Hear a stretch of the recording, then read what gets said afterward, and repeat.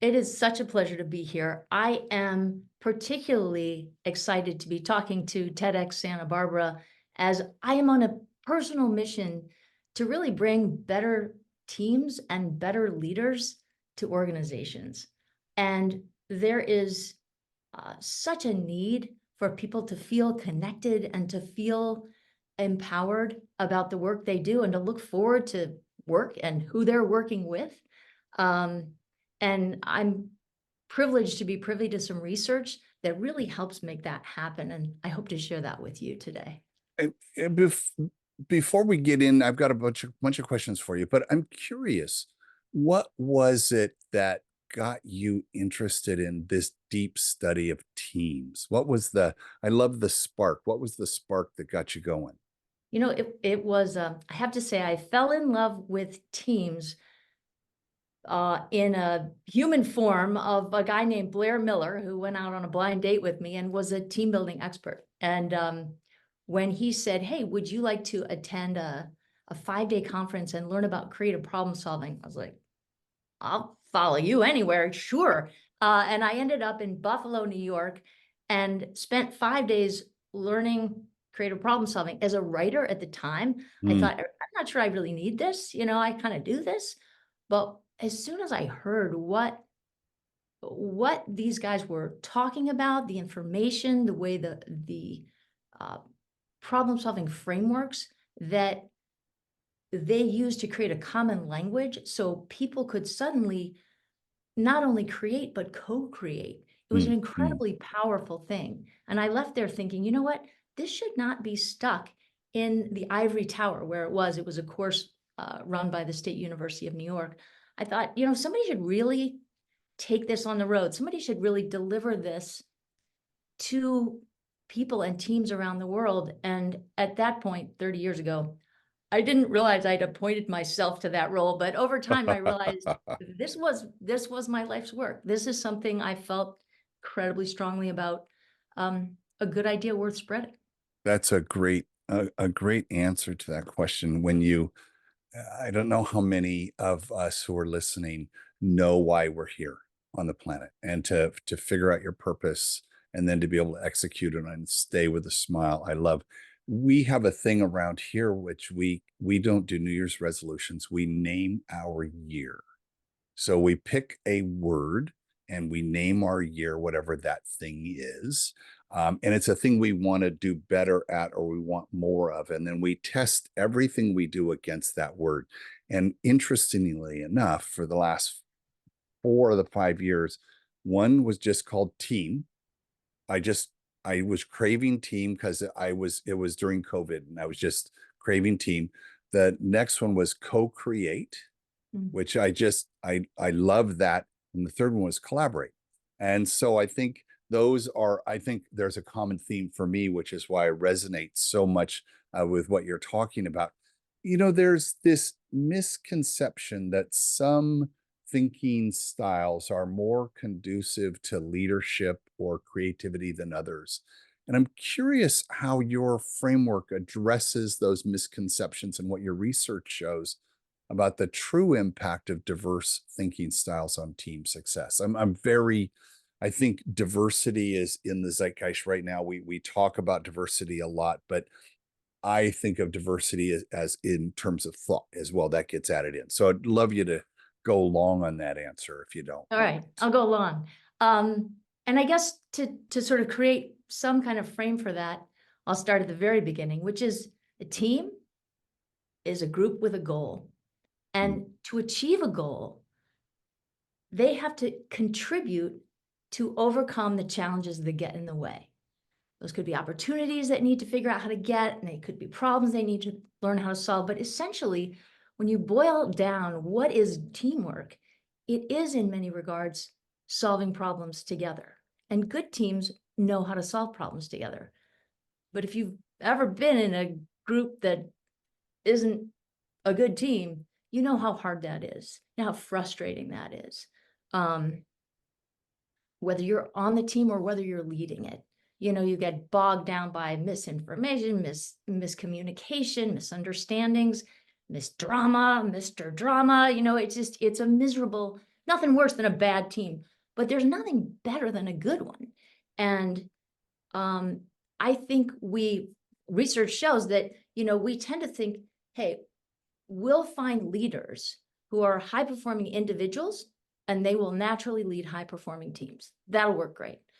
But that's actually not how it works. Mm, The people who lead the best, and we should all ask ourselves, who do we think is the perfect leader? What are the characteristics of a leader? Are they, decisive or assertive or confident or go-getters? That's actually who shows up in our database as ending up leading teams. That is who we reflexively choose to lead teams. And when you see who's leading good teams and successful teams, they're not traits associated with those people. They're behaviors. They're good listeners. mm, They're attentive. They know each person on the team. They're clear mm, about the goals. They're clear about roles. They give challenges that are big and meaningful, and they trust people to do them and take them on. So I think we do have a misconception, as you suggest, Mark, that leaders are a certain type of person. But in fact, what we found is good leaders display certain types of behavior, and anybody can do more of those.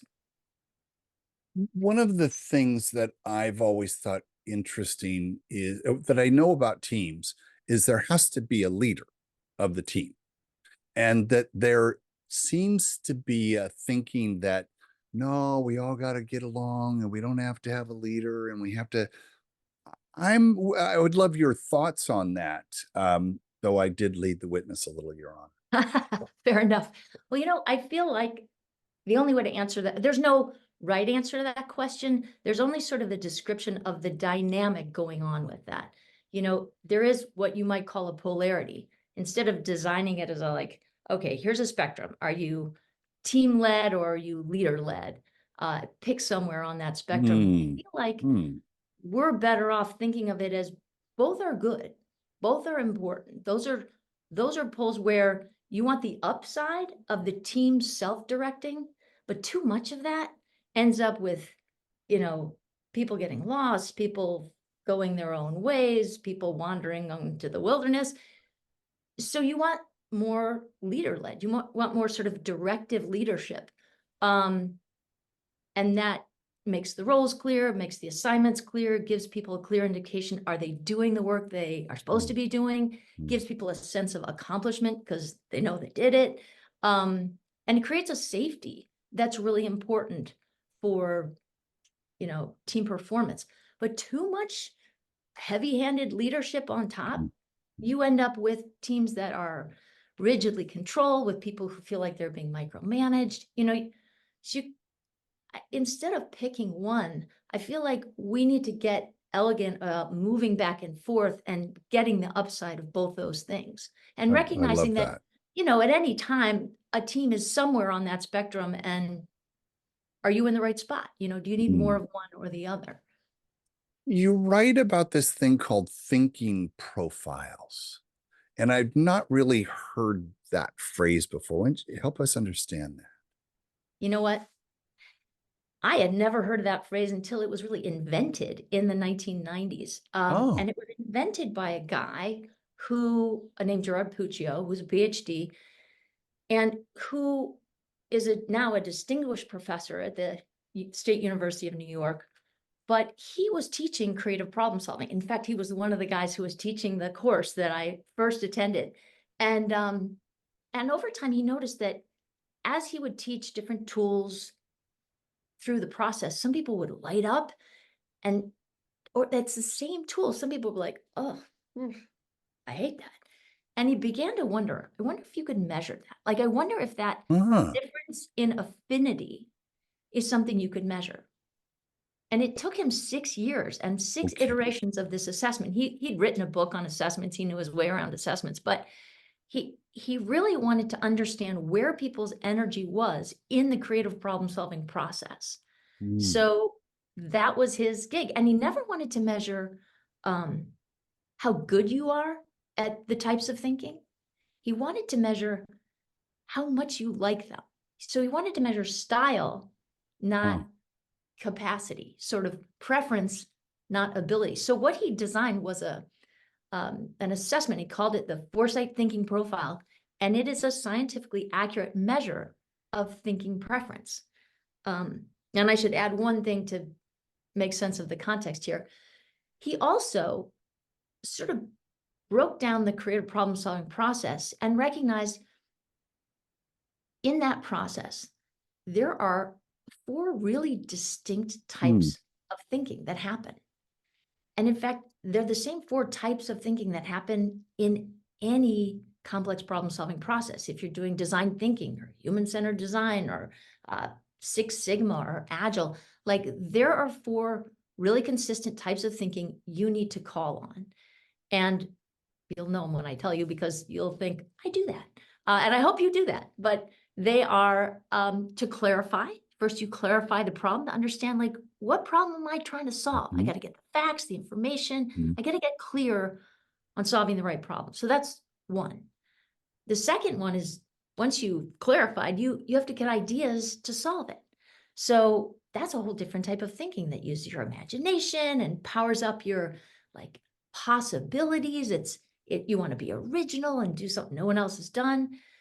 That's once that's done, once you've got ideas, you have to select the ideas and develop a solution, which is really using the mindset of an engineer. You want to take the Mhm. best of the Mhm. ideas Mhm. and make sure they're right and Mhm. sort of pressure test them and make sure you've got every potential scenario and combination and permutation thought through. So that too is such a different type of thinking. And finally, last one, you have to implement it. You have to take the show on the road and make it happen, sell it or make it or do it or make it real in the world.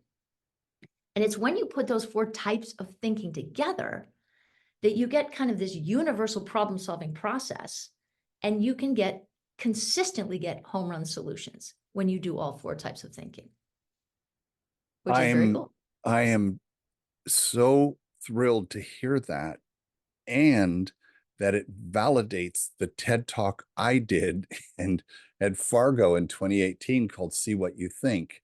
I spent 3 months trying to figure out what was the idea that I thought would change everything, and mine was the visualization of those 4 things.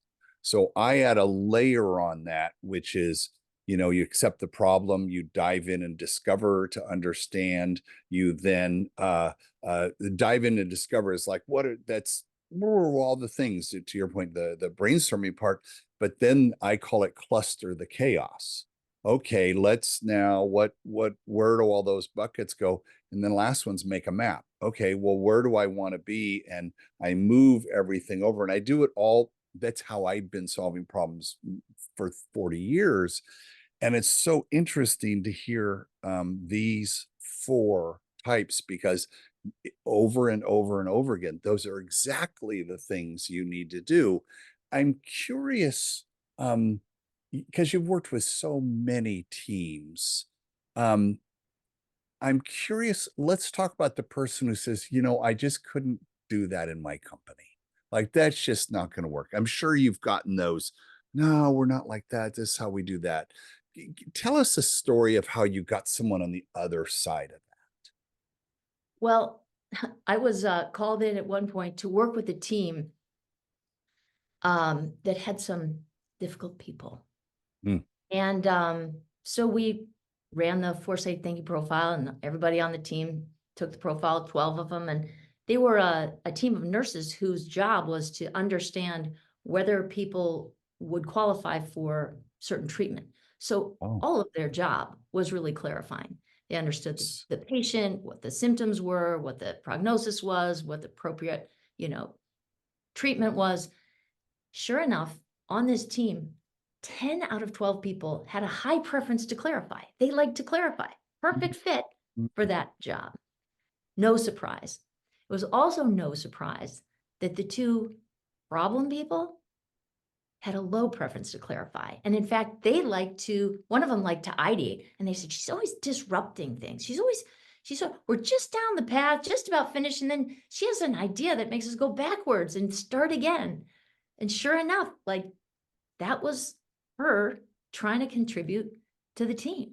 She was just doing her best to help them solve the big challenge. And in her mind, the new idea was definitely the biggest contribution she could make. But when everyone else got it, they're like, oh, we don't want it. We don't want to start over.